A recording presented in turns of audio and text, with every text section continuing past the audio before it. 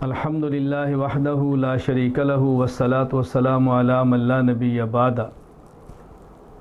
آج ایک اہم مسئلہ پر آپ سے مختصر سی گفتگو کرنی ہے۔ ماہرین فلکیات کے مطابق 21 جون 2020 کو سورج گرہن ہے۔ سورج گرہن کے حوالے سے چند ایک باتیں ذہن نشین فرما لیں۔ نمبر 1، اصلاح عقیدہ، اپنا نظریہ، اپنا عقیدہ، اپنی فکر کو درست کریں۔ سورج گرہن اللہ تعالیٰ کی قدرت کی نشانیوں میں سے ایک نشانی ہے۔ اتنا بڑا سورج اچانک بے نور ہو جائے، اللہ کی قدرت کی نشانی ہے۔ اس انسان کو عبرت حاصل کرنی چاہیے۔ یہ فلاں وجہ سے ہے، فلاں حادثہ سے ہے، فلاں سبب ہے، یوں اپنی عقل کو مت دوڑائیں۔ یہ اللہ تعالیٰ کی قدرت کی نشانی ہے۔ بحیثیت مسلمان ہمیں اپنا عقیدہ، اپنی فکر، اپنا نظریہ، اپنا رخ ٹھیک رکھنا چاہیے۔ نمبر 2، اس موقع پر استغفار کا اہتمام کریں۔ اللہ تعالیٰ سے اپنے گناہوں کی معافی مانگیں۔ جو گناہ کیے ہیں اس کو چھوڑ دیں، آئندہ گناہ نہ کرنے کا فیصلہ کریں۔ اللہ کی اس قدرت کو دیکھ کر انسان کو عاجز ہونا چاہیے، اللہ سے معافی مانگنی چاہیے، اللہ کے حضور گڑ گڑانا چاہیے۔ نمبر 3، دعا مانگیں۔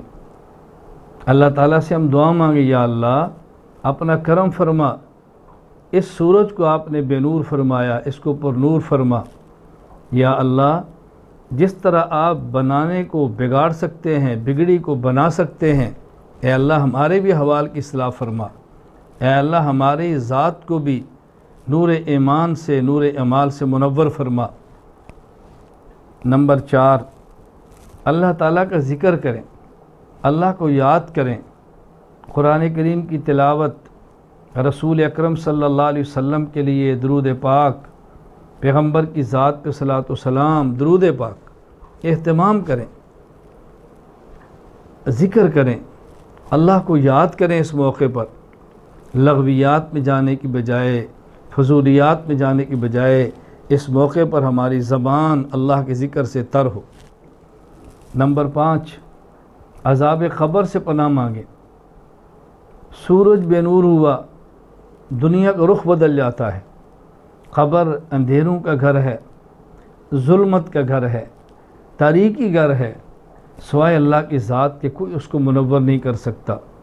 ایمان اور اعمال سے وہ منور ہوگی، اللہ کے حکم سے ہوگی۔ اس موقع پر عذاب قبر سے پناہ مانگیں۔ نمبر 6، صدقہ کریں۔ صدقات سے بلائیں ختم ہوتی ہیں، خیرات سے مصائب ٹلتی ہیں، اللہ رب العزت کا غضب ختم ہوتا ہے۔ صدقہ اللہ کے غضب کو ختم کر دیتا ہے، اللہ رب العزت محبت فرماتے ہیں، سخی اللہ کا محبوب بن جاتا ہے۔ صدقے کا اہتمام کریں۔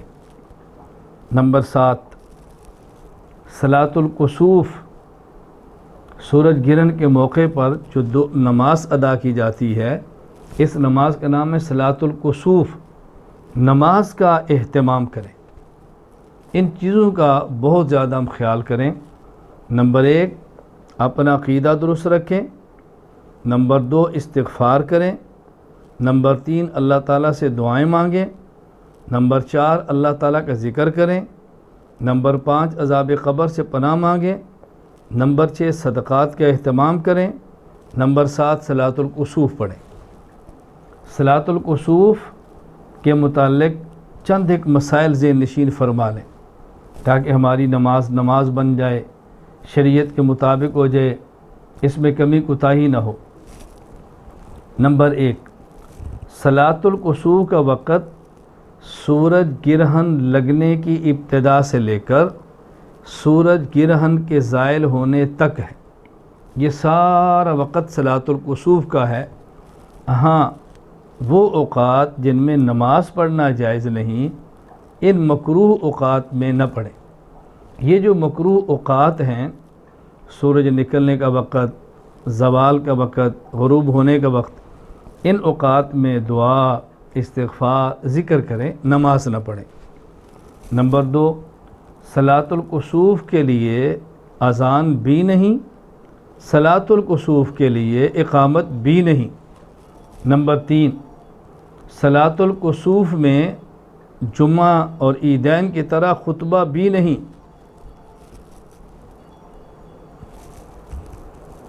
نمبر 4، صلاۃ الکسوف کی 2 رکعتیں ہیں، 2 رکعت نماز پڑھا کریں۔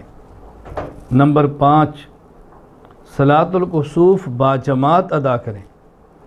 اگر باجماعت کا اہتمام نہ ہو، باجماعت کی کوئی صورت نہ ہو، کوئی ترتیب نہ بن سکتی ہو، تو انفرادی طور پر پڑھنے کی بھی گنجائش موجود ہے۔ نمبر 6، صلاۃ الکسوف سری نماز ہے لیکن جہری کی بھی گنجائش ہے۔ صلاۃ الکسوف میں امام سورۃ الفاتحہ اور قرات آہستہ کرے، سورۃ الفاتحہ بھی آہستہ پڑھے، سورۃ الفاتحہ کے علاوہ جو اور سورت پڑھی جاتی وہ بھی آہستہ، لیکن جہری کی گنجائش موجود ہے۔ نمبر 7، صلاۃ الکسوف 2 رکعت والی عام نمازوں کی طرح ہے، یعنی جس طرح عام نمازوں میں 2 رکعت میں 2 رکوع ہیں، 2 رکعت میں 4 سجدے ہیں، 2 رکعت میں 1 تشہد ہے، اسی طرح یہ ہے۔ ہاں البتہ اس میں قرات بھی لمبی ہے، رکوع بھی طویل ہے اور سجدے بھی ذرا طویل ہیں۔ تو یہ چند ایک مسائل صلاۃ الکسوف کے بارے میں ذہن نشین فرما لیں۔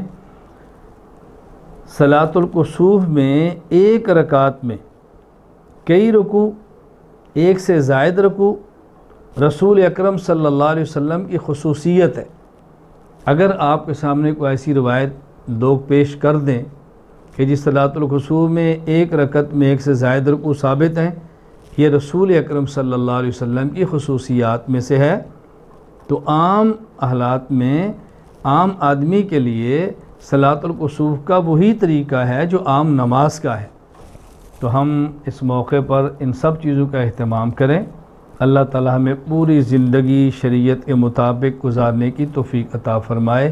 وآخر دعوانا ان الحمد للہ رب العالمین۔